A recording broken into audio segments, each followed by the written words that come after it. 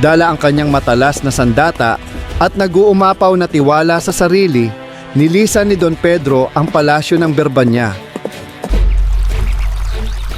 Handang-handa siyang harapin ang anumang pagsubok.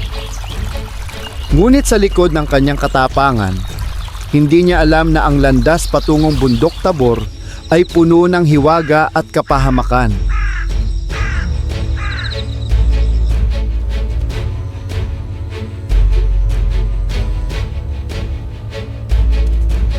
Tatlong buwan ang lumipas. Pagod, gutom at puyat, ngunit hindi sumuko ang panganay na prinsipe. Sa wakas, natanaw niya ang matarik na landas ng kabundukan. Buong sigla niyang pinaakyat ang kanyang kabayo, ngunit sa tuktok ng bangin, bigla na lamang itong bumagsak at pumanaw. Bakit ngayon pa? Kaunti na lang at mararating ko na ang layunin ko, saka ka pa nawala. Ngunit hindi ako hihinto, itutuloy ko ang laban kahit kailangan maglakad. Nagpatuloy siya nang naglalakad lang hanggang sa marating ang paanan ng bundok Tabor.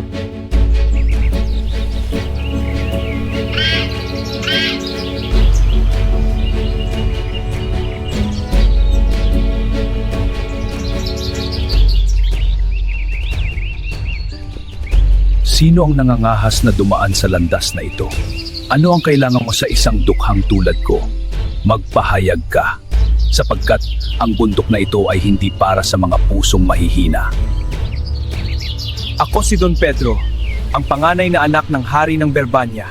Narito ako para sa ibong Adarna, ang tanging lunas sa sakit ng aking ama. Kung may alam ka, sabihin mo na sa akin ngayon din.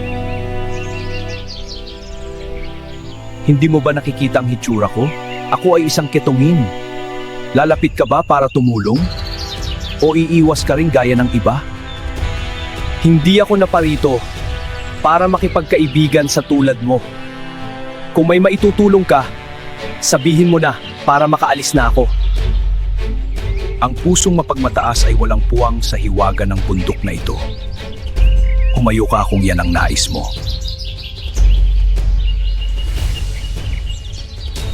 Nagpatuloy si Don Pedro.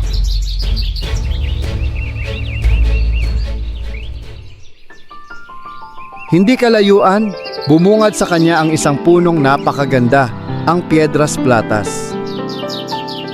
Ang mga sanga nito ay kumikislap na parang diamante. Napakaganda, tila may mahika ang punong ito.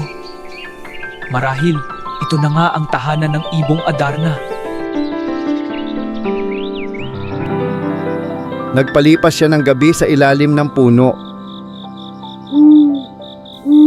Nang lumitaw ang kabilugan ng buwan, lalong nagliwanag ang mga pilak na dahon.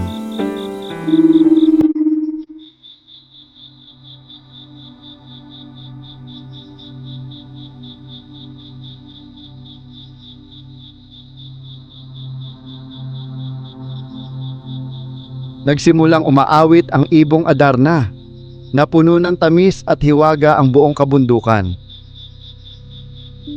7 ulit itong umawit at 7 beses din itong nagpalit ng kulay ng balahibo. Napakaganda ng tanawin, ngunit hindi ito nasilayan ni Don Pedro. Dahil sa sarap ng himig, siya ay nahulog sa isang napakahimbing na tulog. Sa pagtatapos ng awit, ang ibon ay nagbawas ng dumi, isang bakas na naging mitsa ng kapalaran ng prinsipe. Tumama ang dumi sa natutulog na si Don Pedro. Sa isang iglap, nanigas ang kanyang katawan, naging malamig at naging isang bato. Doon nabigo ang panganay na prinsipe. Hindi dahil sa kulang siya sa lakas, kundi dahil sa kakulangan niya sa pag-iingat at pagpapakumbaba. Sa ating paghahanap ng liwanag, madalas tayong nabulag ng ating sariling yabang. Huwag nating hamakin ang mga taong inaakala nating mababa sa atin, dahil ang tulong na kailangan natin ay madalas nagmumula sa mga hindi inaasahang pagkakataon. Ang pagpapakumbaba ay mas matibay na sandata kaysa sa anumang espada